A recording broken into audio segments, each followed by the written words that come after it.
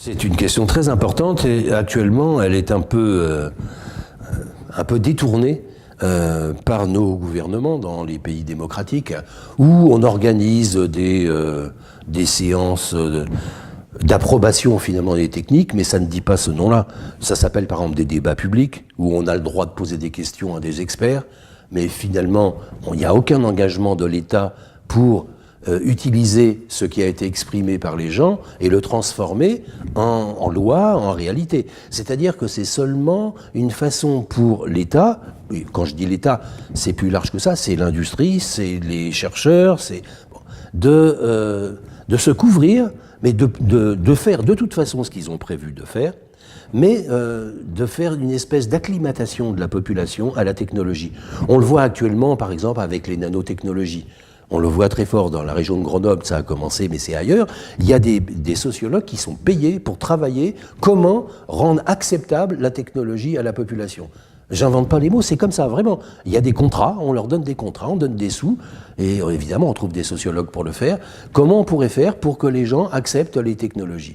Et c'est la grande préoccupation de tous les gens qui veulent bouleverser le monde, sans savoir où l'amener d'ailleurs.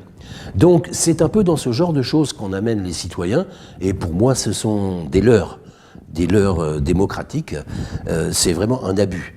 Et je crois que, en même temps, je crois qu'il appartient aux citoyens de décider de l'avenir des techniques. Pourquoi?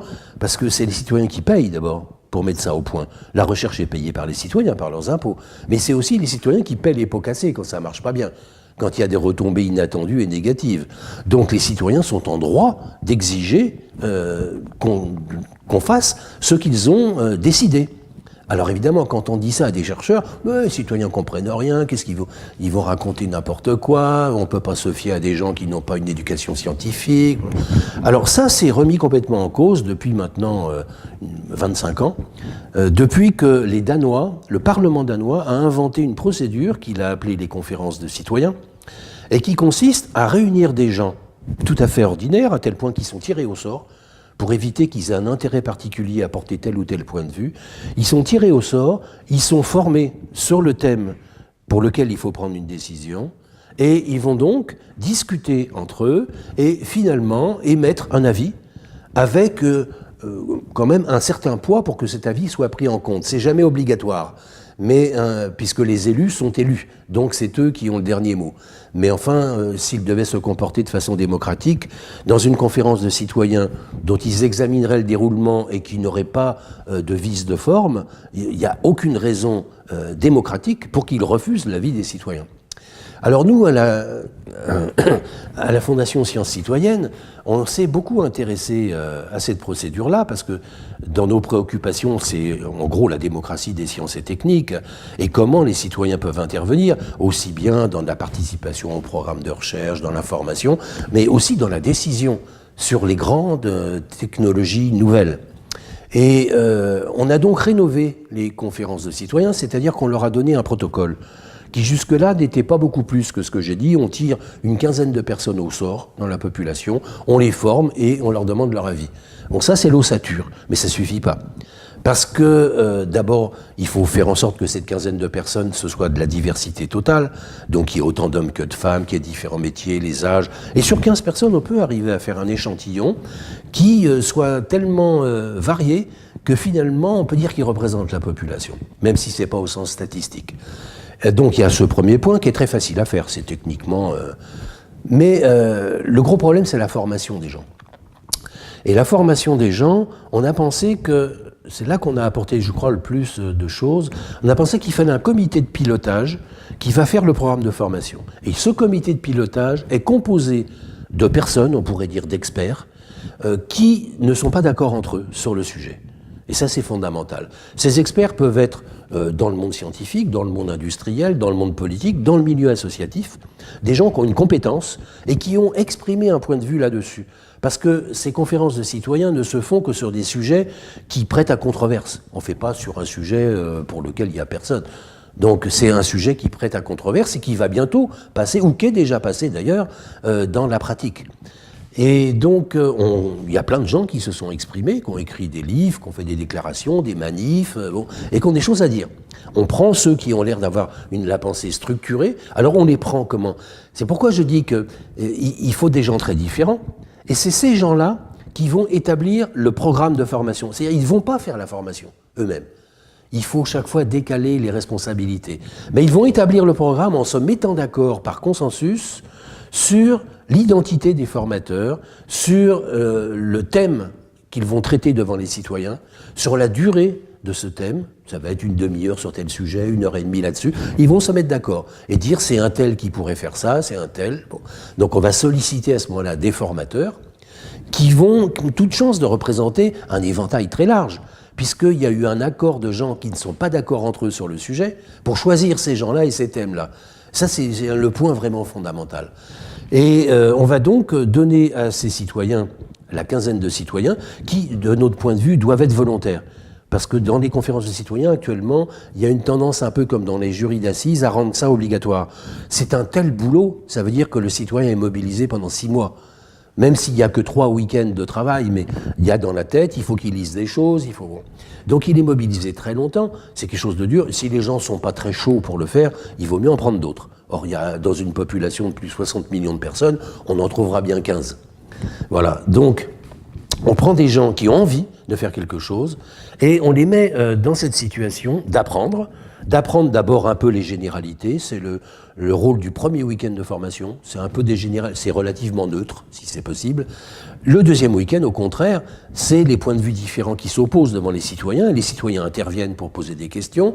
Donc là, ça commence à mûrir parce qu'ils ont déjà appris les bases, ils ont lu aussi des choses, on leur distribue des éléments d'information, que ce soit des films, des bouquins, des articles, qui sont choisis aussi par le même comité de pilotage pour doser qu'il y ait toutes les opinions représentées là-dedans. Donc les citoyens vont, après ces 2 week-ends de formation, qui sont espacés de quelques semaines pour qu'ils puissent digérer, quelques semaines plus tard, ils vont eux-mêmes provoquer un week-end, c'est-à-dire qu'ils vont ils vont convoquer des gens qu'on ne leur avait pas proposés comme experts dans la formation. Et qui peuvent être des gens de l'institution scientifique, mais plutôt des psychologues, des religieux, des politiques, et qu'ils ont envie d'entendre sur le sujet. Et ils vont les interroger, ils vont les cuisiner, et puis après ça, ils vont discuter entre eux, ces citoyens, et ils vont rédiger un rapport, tout seul. C'est-à-dire qu'il n'y a pas quelqu'un qui leur tient la main, comme c'est actuellement souvent dans les débats publics, ou où il y a... on pense quand même que le citoyen est un être inférieur à l'expert, il y a toujours un expert qui vient pour aider. On n'a pas besoin d'aider les citoyens quand ils sont formés comme ça. Alors il se passe cette chose extraordinaire dans toutes ces... Bon, il n'y a jamais eu de ces conventions de citoyens. Si, il y en a eu un peu. Il y a eu récemment celle sur l'enterrement des déchets nucléaires, le débat sur Cigéo, à Bure, enfin le débat était à Paris. Donc c'était sur ce protocole parce que la personne qui présidait le comité de pilotage, Marie-Angèle Hermite, qui est une juriste, est en même temps la personne avec qui nous avons travaillé à Sciences Citoyennes pour rédiger un projet de loi sur les conventions de citoyens. Donc elle a essayé d'appliquer ce protocole. Donc ça commence à venir un petit peu. Mais plus largement, il y a eu des centaines de conférences de citoyens, plus ou moins bien faites, sur des règles variées dans le monde entier. Mais il y a une chose sur laquelle tous les observateurs, les sociologues qui travaillent là-dessus, sur la démocratie technique, ils étudient tout ça. Ils sont tous stupéfaits de voir comment ces gens deviennent intelligents, les citoyens. On peut dire intelligents, c'est-à-dire ils comprennent les choses, ils posent des bonnes questions et tout, alors qu'ils ne l'auraient pas fait la veille. Et c'est pas seulement la formation, c'est aussi le fait d'être avec d'autres, dans cet espace où ils sont des gens très différents, venus du pays entier, avec le même souci d'apporter quelque chose, finalement, pour l'espèce humaine, pour l'humanité, au-delà même de nos frontières, mais de faire une proposition qui, il l'espère, va être acceptée et qui peut influer sur notre devenir, y compris nos enfants, nos petits-enfants. Ils ont ce sens très bien inscrit. Donc à partir de là, ils se mettent dans une situation qu'on ne voit jamais chez les gens ordinaires. On voit ça chez, je sais pas moi, des saints ou des gens qui ont une qualité de dévouement. Mais des gens ordinaires ont presque tous, dans cette situation-là, ce comportement auquel j'ai donné un nom. J'ai un bouquin qui devrait sortir dans quelques mois. J'ai donné le nom d'humanitude. Humanitude, alors évidemment ça évoque un peu Ségolène Royal, bon. Mais je crois que là, c'est justifié. L'humanitude, c'est quelque chose qui est un comportement pour mettre en action l'humanité de l'homme pour tous les hommes, sans privilégier les uns ou les autres, et qui donc est nourri d'intelligence, de générosité, d'altruisme, d'invention, de plein de qualités que les gens développent là. Après, quand ils repartent chez eux, en général, ils sont un peu frustrés, surtout si le débat n'est pas suivi de fait, s'il n'y a pas une loi qui vient leur donner raison. Mais je crois que quasiment tous les gens, au moins les volontaires, les autres, je ne sais pas, mais les volontaires qui sont quand même assez nombreux, le tiers à peu près des gens sollicités, pour tout dire. Donc ça veut dire qu'en France, il y aurait 20 millions de personnes qui seraient capables d'humanitude. Et les autres, peut-être, si on les poussait un peu.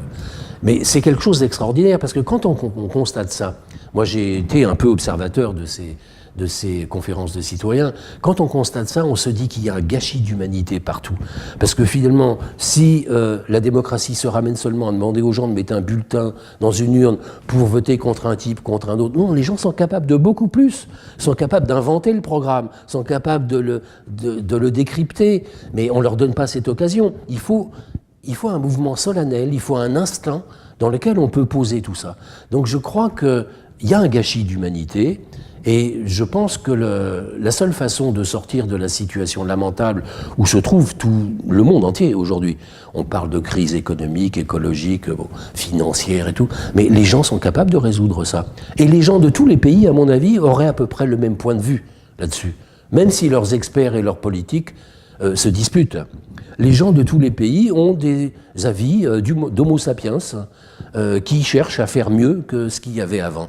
Donc il me semble que ces conventions de citoyens, c'est une priorité, c'est pas un gadget, c'est pas une façon comme une autre de décider, c'est une façon complètement unique, c'est original, et c'est quelque chose qui apporterait énormément et qui est peut-être notre seule chance de sortir de ce marasme technologique.